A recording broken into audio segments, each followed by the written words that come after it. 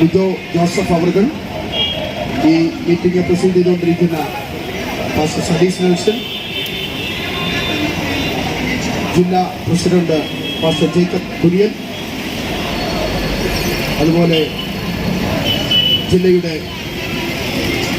Convener Liju Vithura, Sibi vice president Sibi Kunjumon, Simson Martin, pastor Renji John, pastor Anu Jacob, മറ്റ് ആദരണീയരായ ഭാരവാഹികളെ, ഇന്ത്യയിൽ മനോഹരമായ ഉറുദു ഭാഷയിലുള്ള ഒരു ദേശഭക്തി ഗാനമുണ്ട്. 1904 മുഹമ്മദ് ഇക്ബാൽ എന്ന കവിയാണ് ഈ കാവ്യത്തിന് തൂലിക പിടിച്ചത്. സാരേ ജഹാൻ സെ അച്ഛ, അർത്ഥം ഇന്ത്യ മനോഹരമായ ഒരു പൂന്തോട്ടമാണ്, ഇവിടെ എല്ലാത്തരം പൂക്കളുണ്ട്, ഭാരതീയർ അതിനെ പാടിപ്പുകഴ്ത്തുന്ന കുയിലുകളാണ് എന്നാണ് ആ പാട്ടിന്റെ അർത്ഥം. ഇന്ത്യ വൈവിധ്യങ്ങളെ കൊണ്ട് നിറഞ്ഞ സെക്കുലറിസം അടിസ്ഥാനമാക്കി സ്വീകരിച്ച ഒരു പൂന്തോട്ടമാണ്. അതിലെല്ലാ പൂക്കളും വിടരണം. താമര മാത്രമേ വിടരാൻ പാടുള്ളൂ എന്ന് പറഞ്ഞാൽ അത് ഞങ്ങൾക്ക് സ്വീകാര്യമല്ല. അത് വിളിച്ചു പറയുവാനുള്ള ഞങ്ങളുടെ സ്വാതന്ത്ര്യം അത് ആരുടെയും ഔദാര്യമല്ല, ഞങ്ങളുടെ അവകാശമാണ്. ഇന്ത്യൻ ഭരണഘടനയിൽ എവിടെയെങ്കിലും ഹിന്ദു, അതായത് ഇന്ത്യ ഹിന്ദു രാജ്യമാണെന്ന് പറഞ്ഞിട്ടുണ്ടോ? ഇന്ത്യൻ ഭരണഘടനയുടെ 42ാമത്തെ അമെൻമെന്റ് വഴി കൂട്ടിച്ചേർക്കപ്പെട്ടുള്ളതാണ് സെക്കുലറിസം. അതായത് മതേതരത്വം വ്യാഖ്യാനിക്കപ്പെടുന്നത് ഇന്ത്യയിൽ എല്ലാ മതങ്ങളും തുല്യരാണ് എന്നുള്ളതാണ്. ഇന്ത്യയിൽ ജീവിക്കുന്ന ഏതൊരു പൗരനും അവന് ഇഷ്ടമുള്ള മതത്തിൽ വിശ്വസിക്കാനും അത് പ്രചരിപ്പിക്കാനും ഭരണഘടന സ്വാതന്ത്ര്യം ഉറപ്പുവരുത്തുന്നുണ്ട്. ന്യൂനപക്ഷങ്ങൾക്ക് ഉറപ്പുവരുത്തുന്നതിലെ അവകാശങ്ങളുണ്ട്. ഫ്രീഡം ഓഫ് റിലീജിയൻ ഏതൊരു ഇന്ത്യൻ പൗരനും ഭയമില്ലാതെ പറയുവാനുള്ള അവകാശം. ആർട്ടിക്കിൾ ഇഷ്ടമുള്ള മതം പ്രചരിപ്പിക്കാനും ആചാരാനുഷ്ഠാനങ്ങൾ പിന്തുടരാനുള്ള അവകാശം. ആർട്ടിക്കിൾ 29 മൈനോറിറ്റി റൈറ്റ്സ് ആണ്. ന്യൂനപക്ഷങ്ങൾ അവകാശങ്ങൾ സാംസ്കാരികപരമായും ഭാഷാപരമായും ന്യൂനപക്ഷങ്ങളുടെ അവകാശം സംരക്ഷിക്കപ്പെടേണ്ടതാണ്. ഇത്രയും സ്വാതന്ത്ര്യമുള്ള നമ്മുടെ രാജ്യത്ത് 18-23 വയസ്സുള്ള പെൺകുട്ടികൾ സ്വന്തം താല്പര്യത്തിൽ മാതാപിതാക്കളുടെ അനുവാദത്തോടെ രണ്ട് കന്യാസ്ത്രീകളോടൊപ്പം യാത്ര ചെയ്തപ്പോൾ മതപരിവർത്തനവും മനുഷ്യക്കടത്തും ആരോപിച്ച് അവരെ അറസ്റ്റ് ചെയ്ത് 9 ദിവസം അവർ ജയിലിൽ കഴിയേണ്ടി വന്നത് കേന്ദ്ര സർക്കാർ ഉദ്യോഗസ്ഥർ ന്യൂനപക്ഷങ്ങളെ ചോദ്യം ചെയ്യാൻ ഹിന്ദുമത തീവ്രവാദ സംഘടനയായ ബജരംഗദൾ പ്രവർത്തകരെ വിളിച്ചു വരുത്തി അവരവരെ ആൾക്കൂട്ട വിചാരണയ്ക്ക് വിധേയരാക്കി മർദ്ദിച്ചു. ഇന്ത്യയിൽ ഇപ്പോൾ ഇങ്ങനെയാണ്. തൊപ്പിയും താടിയും ഉണ്ടെങ്കിൽ കന്നുകാലി കടത്ത് ആരോപിച്ച് തല്ലിക്കൊല്ലും. അല്ല, സഭാപ്രവർത്തകരാണെന്ന് മനസ്സിലായാൽ മതപരിവർത്തനവും മനുഷ്യക്കടത്തും ആരോപിച്ച് തുറങ്കലിലടയ്ക്കും. നാടിന് തന്നെ അപമാനകരമായ ഉത്തരേന്ത്യൻ ഹിന്ദുത്വ മോഡലാണ് ഇവിടെ നമ്മൾ കാണുന്നത്. ഞങ്ങൾ ചെയ്യുന്നത് ഭരണഘടനയുടെ 25, 28 വരെയുള്ള ആർട്ടിക്കിൾ, അതായത് മതപ്രചാരണ സ്വാതന്ത്ര്യം, അത് മതപരിവർത്തനമല്ല. ഒരു ദൈവം, ഒരു മാതാപിതാക്കൾ, സൂര്യന് കീഴെ ഒരു സൃഷ്ടിതാവ്, ഒരേ ഒരുവൻ.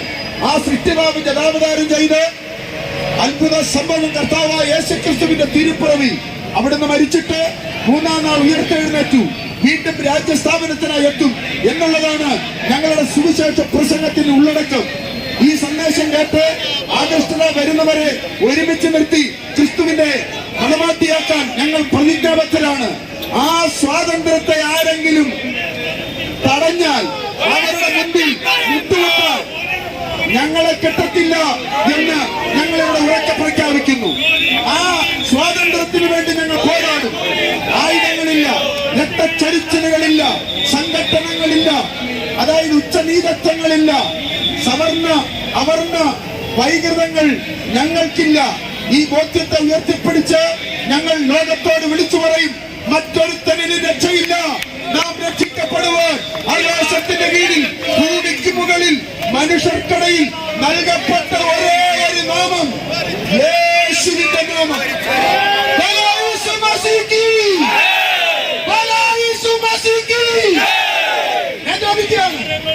കുറ്റരോഗികൾക്ക് വേണ്ടി ജീവനെടുത്തു വെച്ച ഇന്ത്യൻ ക്രൈസ്തവ രക്തസാക്ഷി ഗ്രഹാം ഷെയിൻസിനെ ഇവിടുത്തെ സംഘപരിവാറും ബജരംഗദളും ഹനുമാൻ സേനയും ഒന്നും മറന്നിട്ടില്ലെന്നാണ് ഞങ്ങളുടെ വിശ്വാസം.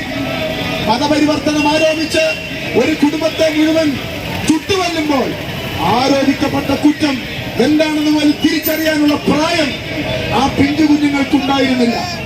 നിങ്ങൾക്കറിയാമോ, 1942 ചേർത്തലയുടെ മണ്ണിൽ, അതായത് വസൂരി ബാധിച്ച് പാതി കണ്ട പാതി ചത്ത ശവശരീരങ്ങൾ കുഴികളിലേക്ക് വലിച്ചെറിയുമ്പോൾ പായ്ക്കകത്ത് മൂടിക്കെട്ടി, പായ്ക്കകത്ത് പ്രതിമ കെട്ടി വലിച്ചെറിയുമ്പോൾ ആ തുറന്ന് പാതി കണ്ട പാതി അഴുകിയ ആ വ്യക്തികളെ മടിയിൽ കിടത്തി ആ വ്യക്തികൾക്ക് സമാധാനമായിട്ട് മരിക്കാൻ അവർക്ക് ആശ്വാസം പകർന്നു കൊടുത്ത ചേർത്തലയിലുള്ള അതായത് ഫാദർ ജോസഫ് വടക്കനെ നിങ്ങളാരും ജ്യോതി ശർമ്മയെ പോലുള്ള ബജരംഗദളിന്റെ ജനക്കൂട്ട വിചാരണ ചെയ്യുന്ന ആ സ്ത്രീയെ, അതായത് ചോരയ്ക്ക് പകരം ഞരമ്പിൽ വർഗീയത വിഷം ഓടിക്കൊണ്ടിരിക്കുന്ന അവരെ ഞങ്ങൾ വിളിക്കുകയാണ്. കുറ്റരോഗികളുടെയും അശരുടെയും ആലംബഹീനരുടെയും മുറിവുകൾ കഴുകിക്കെട്ടുന്ന ആളുകൾ എങ്ങനെയാണ് മനുഷ്യക്കടത്തിന് പേരാകുന്നത്? അത് ഞങ്ങൾക്ക് പറഞ്ഞു തരണം. ദളിത് ആദിവാസി പെൺകുട്ടികളെ പട്ടാപ്പകൽ പോലെ തട്ടിക്കൊണ്ടുപോയി പിച്ചിച്ചിന്തുന്ന കാമവറിയന്മാരായ സവർണ ജാതി വരിയന്മാരെ പേടിച്ചിട്ടാകണം പല മാതാപിതാക്കളും തങ്ങളുടെ മക്കളെ സുരക്ഷിതമായി മഠങ്ങളിൽ ക്രിസ്തീയ സ്ഥാപനങ്ങളിൽ അയക്കുന്നത്. അതായത് ഇത്രയും ക്രൂരമായി പെരുമാറുവാൻ എന്ത് തെറ്റാണ് ഇന്ത്യയിലെ ക്രൈസ്തവർ ഇവിടുത്തെ സംഘപരിവാരകാരോട് ചെയ്തത്? നിങ്ങളുടെ മക്കളെ പഠിപ്പിക്കാൻ സ്കൂൾ സ്ഥാപിച്ചതാണോ? പാവപ്പെട്ടവരെ ചികിത്സിക്കാൻ ആതുരാലയങ്ങൾ നിർമ്മിച്ചതാണോ? ഭാഷയും നിബയും തന്നതാണോ ഞങ്ങൾ ചെയ്ത തെറ്റ്? ഇവിടുത്തെ നമ്മുടെ ഭാരതത്തിന്റെ മാതൃഭാഷ, രാജ്യത്തിന്റെ ഭാഷ ഹിന്ദിയാണ്. ഡോക്ടർ ബാബു വർഗീസിന്റെ വാക്കുകൾ ശ്രദ്ധിച്ചാൽ 150-200 വർഷങ്ങൾക്ക് മുൻപ് ഇവിടെ വിദേശ മിഷണറിമാർ 45 പത്രം, 85 ഡിക്ഷണറികൾ, 166 ഗ്രാമറിന്റെ ബുക്കുകൾ സംഭാവന നൽകി. 1875 സാമുവേൽ ഹെൻറി ഹീലർ എന്ന മിഷണറിയാണ് ഹിന്ദി ഭാഷ ഉണ്ടാക്കിയത്. ഞങ്ങൾ ഉണ്ടാക്കി തന്ന ഹിന്ദി ഭാഷ വെച്ച് തിരിച്ച് ഞങ്ങൾക്കിട്ട് പണിയാൻ നിൽക്കരുത്. നിങ്ങൾ തിരിച്ചറിയണം, ഹിന്ദി ഭാഷ ഉണ്ടാക്കി തന്നത് ഇവിടുത്തെ മിഷണറിമാരാണ്. അദ്ദേഹം എഴുതിയ പുസ്തകമാണ് ദി ഗ്രാമർ ഓഫ് ഹിന്ദി. ആ പുസ്തകമാണ് നമ്മുടെ യൂണിവേഴ്സിറ്റികളിൽ ആധികാരികമായി പഠിപ്പിക്കുന്ന ഹിന്ദി ഗ്രാമർ ബുക്ക്. കേരളത്തിൽ മലയാളമില്ലായിരുന്നു. കേരള ഭാഷ മലയായ്മ ആയിരുന്നു. മലയായ്മയ്ക്ക് മലയാളമെന്ന് പേരിട്ടത് തലശ്ശേരിയിലെ ഹെർമൻ ഗുണ്ടട്ട് എന്ന മിഷണറിയാണ്. അദ്ദേഹമാണ് കേരളത്തിലെ ആദ്യത്തെ പ്രിന്റിംഗ് പ്രസ് കോട്ടയത്ത് സ്ഥാപിച്ചത്, CMS പ്രസ്. 1840 മിഷണറിമാരാണ് ഗോഡ്സ് ഓൺ കൺട്രി എന്ന് നമ്മുടെ നാടിന് പേരിട്ടത്. അതുകൊണ്ടായിരിക്കാം സാഹിത്യകാരനായ MG നാരായണൻ പറഞ്ഞത്, മലയാള ഭാഷയുടെ അച്ഛൻ എഴുത്തച്ഛനാണെങ്കിലും വളർത്തച്ഛൻ ഹെർമൻ ഗുണ്ടട്ടാണ്.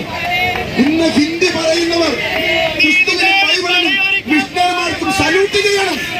കാരണം അതുപോലെയുള്ള കാര്യങ്ങളാണ് ഇവിടെ മിഷണറിമാർ ചെയ്തിരിക്കുന്നത്. കേരളത്തിലും സംഘപരിവാർ സംഘടനകൾ എപ്പിസ്കോപ്പൽ സഭകളുമായി ധാരണയായി കേക്കും ലഡുവും കിരീടവും കൊടുത്ത് ചങ്ങാത്തം സ്ഥാപിച്ചു. അതായത് നിങ്ങൾ തിരിച്ചറിയണം, ഞങ്ങൾക്ക് ഒരു കാര്യം മാത്രമേ പറയുവാനുള്ളൂ. ഉത്തരേന്ത്യയിലെ ക്രൈസ്തവ വേട്ട അവസാനിപ്പിക്കുക, കള്ളക്കേസുകൾ പിൻവലിക്കുക, ഭരണകൂട ഭീകരത അവസാനിപ്പിക്കുക, ഭരണഘടന അനുശാസിക്കുന്ന മതസ്വാതന്ത്ര്യം പുനഃസ്ഥാപിക്കുക. നിങ്ങൾ തിരിച്ചറിയണം, ഇത് പഴയകാലമല്ല. ഞങ്ങൾ വേർപെട്ട സമൂഹത്തെ പറ്റിക്കാൻ നോക്കരുത്. ഞങ്ങൾ ഒറ്റക്കെട്ടായി ഉറച്ചു നിന്നാൽ ഇവിടെ പല കാര്യങ്ങളും ഞങ്ങൾക്ക് നേടിയെടുക്കുവാൻ കഴിയും എന്ന് ഈ തരുണത്തിൽ പറയാൻ ഞാൻ ആഗ്രഹിക്കുന്നു. ഒരു കാര്യം കൂടെ പറഞ്ഞുകൊണ്ട് എന്റെ വിഷയാവതരണ പ്രസംഗത്തിന് വിരാമം കുറിക്കാൻ ഞാൻ ആഗ്രഹിക്കുകയാണ്. അതായത് മതപരിവർത്തന നിരോധന നിയമത്തിന്റെ മറവിൽ ഭരണഘടന നൽകുന്ന മതസ്വാതന്ത്ര്യം നിഷേധിക്കുകയും ക്രൈസ്തവ ആരാധനാലയങ്ങളിൽ അതിക്രമിച്ചു കയറി പ്രാർത്ഥനകൾ തടസ്സപ്പെടുത്തുകയും മിഷണറിമാരെ ഉപദ്രവിക്കുക, പ്രവർത്തനങ്ങൾ തടസ്സപ്പെടുത്തുക, ബൈബിൾ വിതരണം തടയുക, ക്രൈസ്തവ സ്ഥാപനങ്ങൾ നശിപ്പിക്കുക, പാസ്റ്റർമാർ, വൈദികന്മാർ, കന്യാസ്ത്രീകൾ എന്നിവരെ കള്ളക്കേസെടുത്ത് ജയിലിലിടുക, ജാമ്യം നിഷേധിക്കുക. കേന്ദ്ര ന്യൂനപക്ഷ കമ്മീഷൻ ഇപ്പോൾ ഇല്ലാതായിരിക്കുന്നു. സ്വാഭാവിക മരണത്തിന് കമ്മീഷനെ വിട്ടുകൊടുത്തുകൊണ്ട് BJP സർക്കാർ അതിന് ദയാവധം നടപ്പാക്കിയിരിക്കുകയാണ്. കേന്ദ്ര ന്യൂനപക്ഷ പ്രവർത്തനങ്ങളെ പുനരാരംഭിക്കുക, ക്രൈസ്തവ വേട്ട അവസാനിപ്പിക്കുക, കേരളത്തിലെ തെരുവിൽ സുവിശേഷം പറയുന്നവരെ സുവിശേഷം പറയുന്നവരെ തടയുന്ന വ്യക്തികളെ നിയമത്തിന്റെ മുന്നിൽ കൊണ്ടുവരിക എന്ന ആവശ്യം ഉന്നയിച്ചുകൊണ്ട് പെന്തക്കോസ്റ്റ് കൗൺസിൽ ഓഫ് ഇന്ത്യ സെക്രട്ടേറിയറ്റിന്റെ മുന്നിൽ നടത്തുന്ന ഈ ക്രൈസ്തവ വേട്ടക്കെതിരായുള്ള നോർത്ത് ഇന്ത്യൻ മിഷണറിമാർക്ക് ഐക്യദാർഢ്യം പ്രഖ്യാപിച്ചുകൊണ്ടുള്ള ഈ പ്രാർത്ഥനയിൽ ഈ വിഷയങ്ങളെ കേന്ദ്ര ഗവൺമെന്റിന്റെ മുന്നിൽ, കേന്ദ്ര ഏജൻസികളുടെ മുന്നിൽ, ഇവിടുത്തെ പ്രബുദ്ധരായ രാഷ്ട്രീയ, സാംസ്കാരിക, ആത്മീയ നേതാക്കന്മാരുടെ മുന്നിൽ വെച്ചുകൊണ്ട് എന്റെ വാക്കുകൾക്ക് ഞാൻ വിരാമം കുറിക്കുന്നു. നന്ദി, നമസ്കാരം. നമ്മുടെ